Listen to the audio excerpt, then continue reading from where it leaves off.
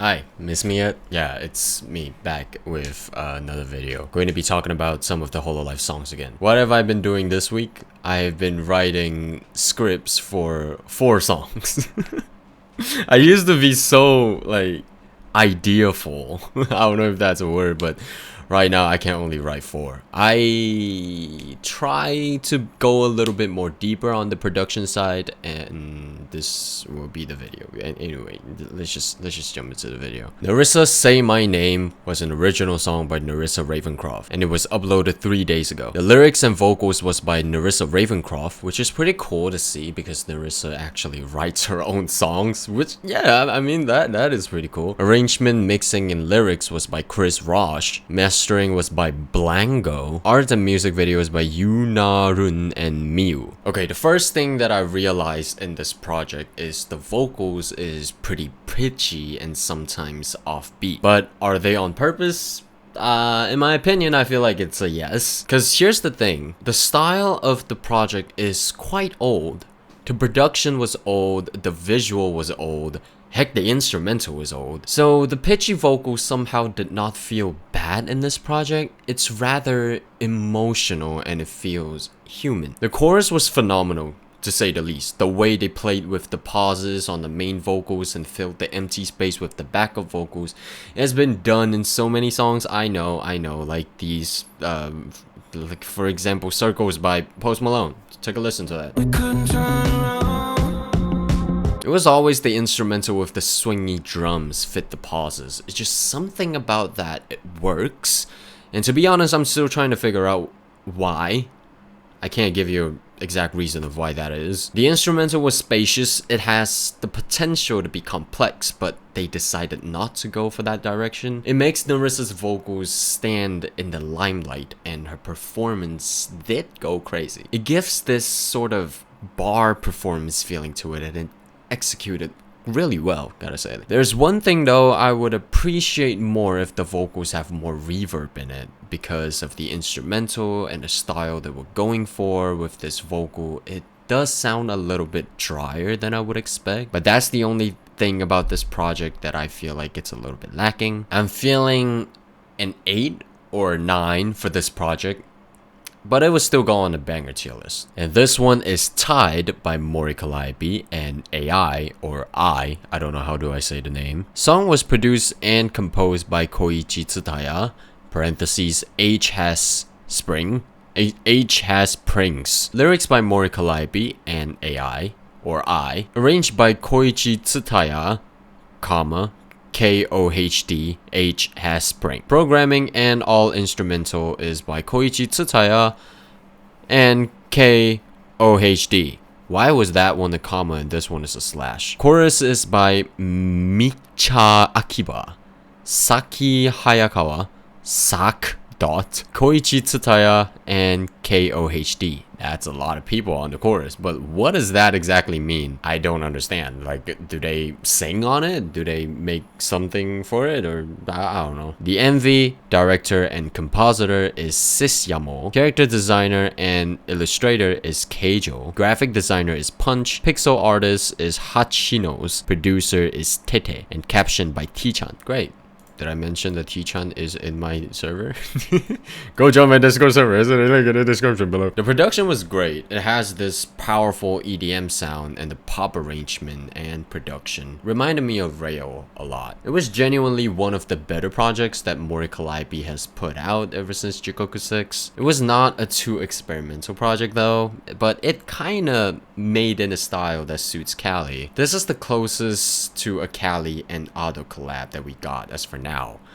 Not comparing I with Ado, but they do sound a little bit similar, like the voice and the strength and the general emotion that she displayed on this project. And to my expectation, it was pretty decent. This song has a lot of potential to be better in my opinion though. Like the melody was kind of basic, like the vocal melody and the instrumental melody, everything. It was not a good song for me to listen to the end. It was kind of slow and it was kind of boring. The rap verses did not help in this case as well. The flow was generic Callie that we have been listening to ever since the Unalive album. I would give this project a solid 6. Just a great song in general, but it's an okay project for me. Just put this in a great song category, but you know, I'm not gonna put it any lower. It's fine. Well, this is This by Izuru Kanade. I can't really read you the credits because I don't know the information for the song. I'll just jump into the music. I would say that the strength that Izuru has in this project seems a little bit too strong for me. The cute little lead synth and the short pluck presets and the soft trap drum just gave me a sign that the song is supposed to be cute.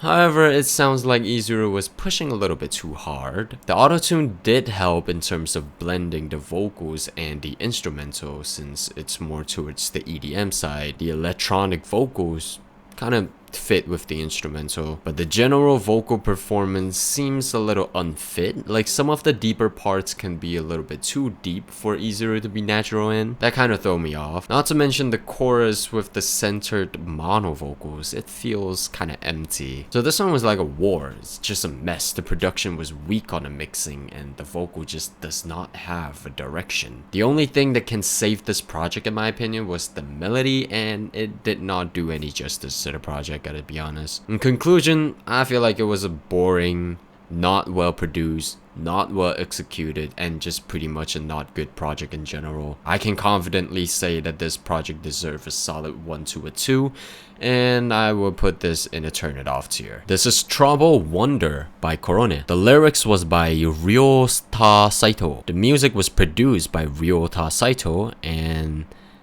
this guy, and the instrumental as well was made by this guy. I have no idea what's the difference between this and this, gotta be honest. Backing chorus is by Korone's Pleasant Friends. Is it like the fans?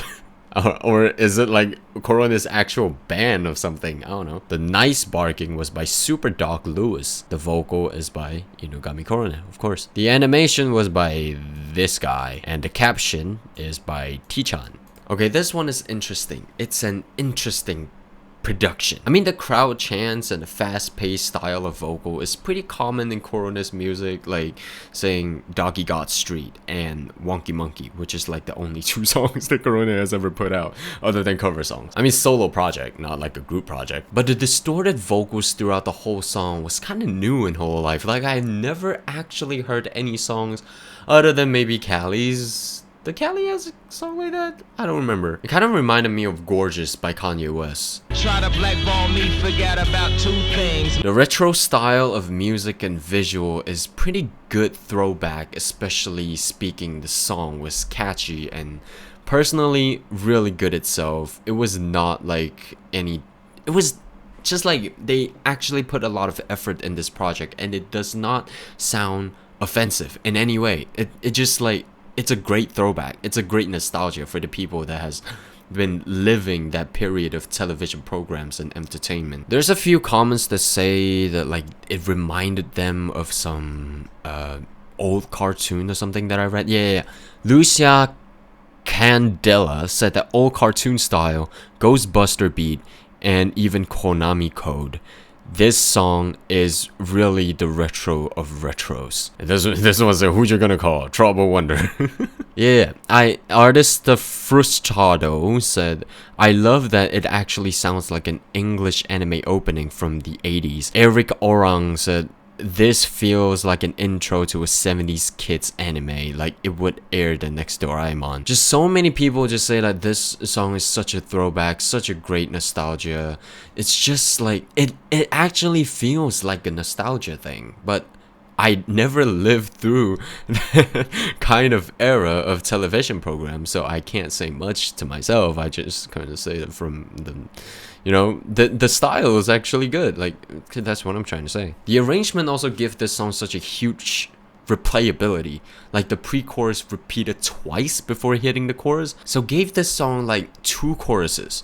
Makes me want to replay the song just to like see what is actually going on in the arrangement. It's so interesting. It kind of reminded me of something like 20 Minutes by Lil Uzi Vert. But somehow they're able to make every verses different from the other verses. It filled this song with so much variation, and it doesn't make you feel bored out from listening to this project. Every details and throwbacks and the unique production. This is a fantastic song. It's easily 10 out of 10 for the score for me, and I'll put this in the banger tier, like for definite. So yeah, this is the new update of the tier list. If there's any other songs that you would like me to listen to, comment down below. But before you click off this video, I just want to say I have listened to Deja Vu by Muna Hoshinova, and I already made a video about it. I just took it down because I really don't want to review that song again. That song is bad. Just gotta put that out, okay?